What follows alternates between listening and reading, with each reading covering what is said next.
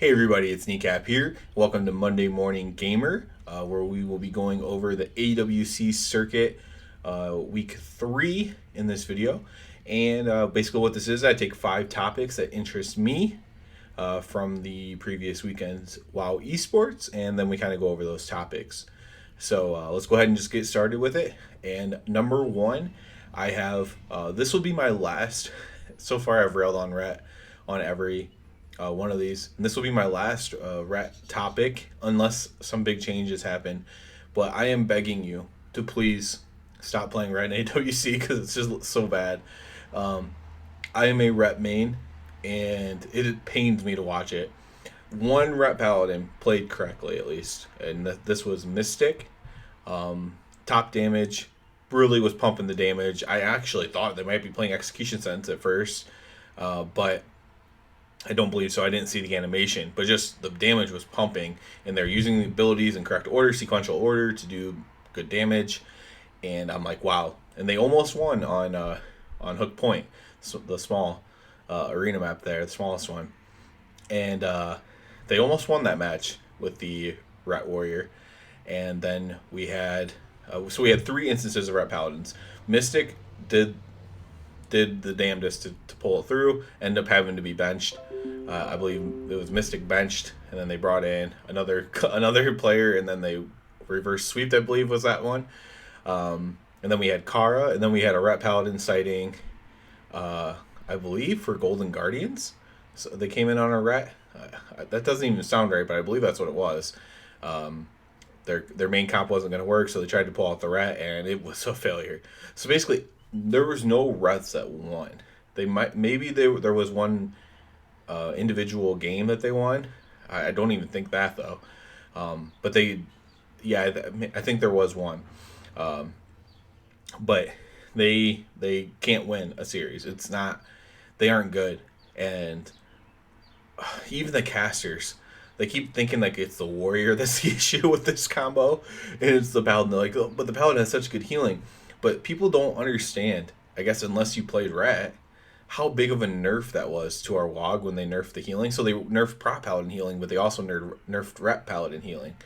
And that was what made us strong. Yeah, we could burst damage, but we could also play like how Kara plays, and play really careful and cautiously, and be like a super healer. Well, our heals, once we get to dampening especially, are worthless. Before dampening, yeah, and with wings up, you keep yourself up, no problem. But then you're also not doing damage, right? So it's a huge difference. The only way to play right now is by doing pure damage. You might even have to use your bubble offensively, which none of them do, and that's because it's stupid to do that. Like, I get that it's dumb to do that, but that's the only way you can play it. So just stop playing it, please. It sucks to watch as a Rat main, as someone who focuses a lot on Rat, a lot of my gameplay on Rat, a lot of this channel on Rat. It just pains me to watch it. It pains me to hear people assume that the Rat isn't the problem, when as soon as you set the Rat, you all of a sudden can reverse sweep somebody. Rat sucks. Rat needs defensive buffs, or at the very least the healing back to where it was, because that is what made it viable. And it's still not the best thing when it has that, but it just makes it viable because the healing is so strong. It's like having a second healer. So either give us some defenses, make our bubble not have a longer cooldown than everyone else's immunity. Our immunity is dispellable. It's a terrible arena class. So just stop playing the Rat, please, so you can keep winning. That's my theory there. Number 2 topic. So we started with negative. Let's go positive here, and we have the return of Demon Hunters. So we saw, I believe, 2 instances of Demon Hunters returning. One was Tren from Creed, and I believe the other one was Trill, which might have been from OTK. I don't have all the teams and players memorized. I think that might have been who it was. Regardless of who it was, it worked really well for Creed. Didn't work so good in the other instance, but Tren from Creed is a very good Demon Hunter. He was very good at fake casting the hunts to try to get people to waste cooldowns, even though it's a very fast cast. And it worked really well for them. They didn't end up playing that in the second day. They're basically mastering all these different classes to play, so they can pretty much counter everything. It's really smart by them. Demon Hunter is definitely powerful. The hunt is super powerful. What's great about it is you can fake cast it. I mean, that is great. A quick cast. So as soon as you see it casting, you almost have to react because it is a fast cast. But if you are planning to interrupt it beforehand, then of course you can interrupt it yourself. And it's very powerful. He made it look really good. He used it to just completely dominate. I believe it was a Warlock, perhaps, which Warlock have good kiting, and they were trying to like kite it, use a Warlock. I don't even know if it was a Warlock. It doesn't matter what it was. Could have been a mage. They couldn't get away from him, and it was just great to see. It was fun to see. So I love when we see a new spec come out and have it be pretty good. It's still not the best thing in the world, but it counters a few different comps and a few different situations with the mobility and then like this huge burst damage setup, like one shot almost setup. So I really enjoyed watching that. That was probably one of my highlights of the weekend. Was the return of the DH, specifically trends from Creed. Creed is a team that I root for as well, so that factors into it. And just see them have success with it on the first day was pretty cool. Another positive topic here, and this is BM Hunter. So eventually the casters just really went all in on talking about this. And BM Hunter is just insanely good single target damage. That's because of how much uptime you get. Absolutely phenomenal damage. In dampening, you can do damage with your pets without even having to take big risks yourself and kind of hide by a pillar or just stand on the other side of the map. They talked about that as well. This is a class that I'm leveling right now. Almost got it to 60, but I basically powered this up from new character and just have enjoyed it so much. BM is so fun right now. It's great to see it really being able to thrive in arena. It doesn't have a ton of survivability. It has a big heal essentially, and then a semi immunity, but at least it's not dispellable. So that's it's not a ton of survivability. Feign Death gives them a little bit of a defensive as well. It's not a ton of defensive, but they do get to play it ranged and kind of always be running away if they want to. So that's good. You have to play that way. Really, you can't ever get caught up with taking something to the face really as a hunter. What I would like to see from the BM Hunters that I saw, a lot of people were just kind of switching to it. They're kind of being like, well, this might end up being like a meta thing to play. So you see some people switching to it. That's not their main class or spec. I would like to see them when they're getting really destroyed by a warrior. I saw this in multiple games, so I'm not even going to call it anybody individually. Multiple games where they got a warrior behind a pillar away from everybody, and they could have just like freezing trapped the warrior, and then the worst case scenario is that they trinket and stay on you. But the best case scenario is that you just completely get away from them, go to the other side of the map. So I would like to see that used that way because, yeah, I know you want to use your trap for a setup and stuff like that, but since the BM Hunter's toolkit is not that large for survivability, if you are being focused on, I believe you probably need to use your trap as part of your survivability and not for your offensive setup. That would be my only critique with that, and something that I'd like to see improved on.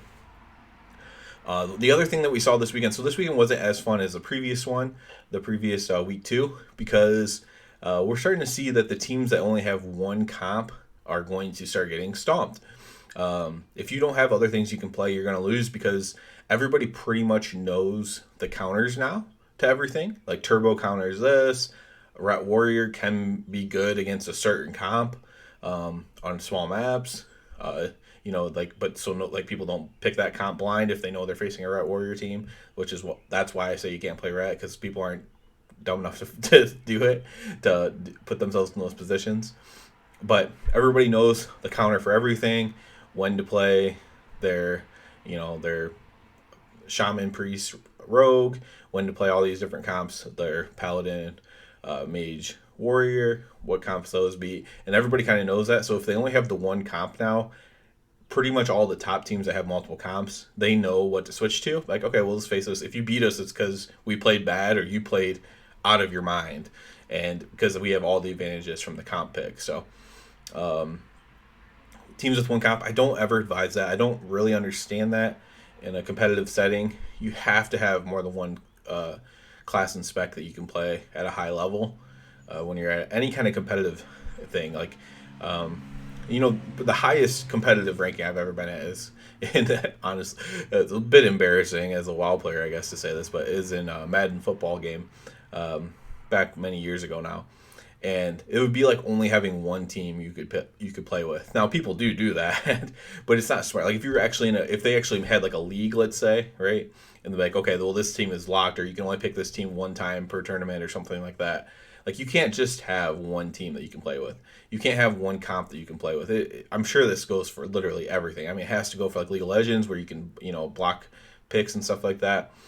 You can't have one thing you can play with. You have to branch out. It's sad to see because I like some of the teams that only have the one comp. Actually, I actually kind of like, and some of them they're trying other stuff out, but it's really bad. Like it's like I could play better than what they're playing, which isn't good. I'm not a pro player, so that's not a good thing to say, and it's not me saying that I'm good. It's just some of it was really bad. There was one of the again, I'm not gonna call anybody out by name because I don't want to like hate on anybody, but there was someone trying out a hunter that was really bad, and it wasn't very fun to watch, honestly. And then so the final topic, as always, is going to be my top picks from each region, EU and NA. And so for EU, we're going to stick with Creed. They won again. They are doing quite well. They are behind Skill Capped, I believe, still. Or wait, I can't remember. I think Skill Cap's still in first place there. But I still really like their team. I like how they can switch everything.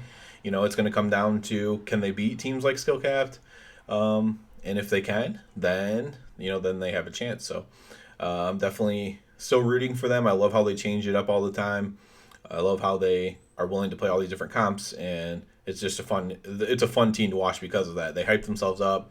Really, really cool. For NA, I am once again going to stick with Golden Guardians. They had a huge slip up on the first day. Really awful. They got smoked. They came back and played a lot better the second day. Hopefully, they're going to be able to compete against the very top teams.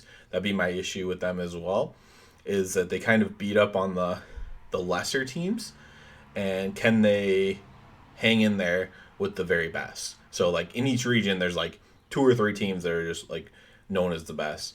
And if not, if Gold Guardians can't, I'll probably have to switch to Cloud9 as they completely demolish Method NA. So if Golden Guardians end up facing some really good teams coming up and they can't hang, then I will probably be switching that pick. I do have a feeling Creed's going to be able to hang, though. It might just be optimistic, but I do think they might be able to hang with them. So that's it for this Monday Morning Gamer supporting WoW Esports.